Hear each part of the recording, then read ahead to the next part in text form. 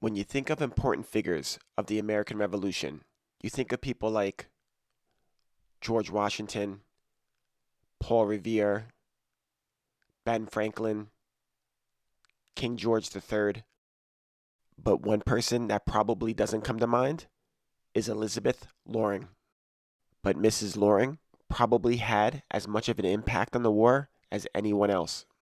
That's because Mrs. Loring was the mistress to General William Howe, who was the commander-in-chief of the British Army in North America from 1776 to 1778. He was appointed to his role after the British forces were forced to evacuate Boston in 1776. While in Boston, General Howe met the 25-year-old blonde-haired, blue-eyed beauty. There are no known portraits of Mrs. Loring. Loring was married to Joshua Loring Jr., and they had 2 children. Joshua Loring was appointed to the lucrative position of Commissary General to the prisoners by General Howe. It is speculated in exchange for allowing his wife to be Howe's mistress. Having a mistress was not uncommon in the 1700s, but to have her husband go along with the plan and line his pockets in the process definitely raised some eyebrows.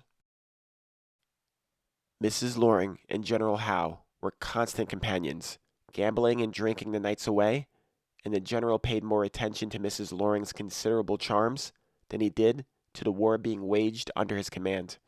By all accounts, Mrs. Loring enjoyed all the glamour and privilege provided by becoming friendly with the general.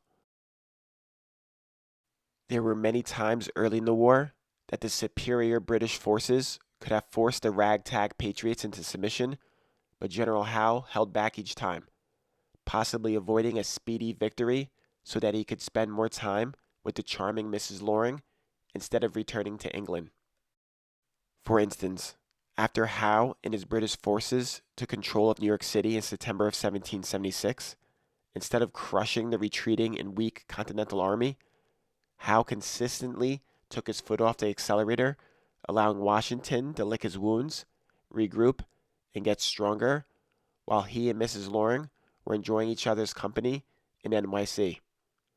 When Howe and Washington would go head-to-head on the battlefield, Howe would usually win decisively, but Howe's head was constantly being turned away from the battlefield by the beautiful Elizabeth. Howe's cautious approach infuriated many loyalists, with some pinning the blame on Mrs. Loring. We will never know how much of Howe's inaction was because he was preoccupied with Elizabeth, but it's feasible that she was a big part of it. Francis Hopkinson, a signer of the Declaration of Independence, wrote a poem mentioning the couple called The Battle of Kegs. He wrote, "Sir William he, snug as a flea, lay all this time a-snoring, nor dreamt of harm, as he lay warm in bed with Miss Loring." Years later, Judge Thomas Jones wrote a blistering account of General Howe, blaming him for the loss of the war because he was so distracted by the lovely Miss Loring. While all this was going on, Mr. Loring was lining his pockets in his new position of being in charge of the rebel prisoners. He was taking supplies earmarked for the prisoners and selling them on the open market instead. Mr. Loring's cruelty towards the prisoners was well documented.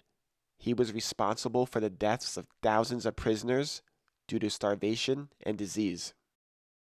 In 1777, Mrs. Loring followed General Howe to Philadelphia, and in 1778, General Howe was replaced by General Henry Clinton and resigned from the army under criticism. He later returned to England in disgrace as the war raged on for several more years. Following the war, Elizabeth and Joshua Loring reunited in England and had 3 more children. Her name is not in most history books, but her impact on the American Revolution was greater than most of the names that are. Thanks for watching. As always, I appreciate it. Please subscribe for more historical videos. Take care.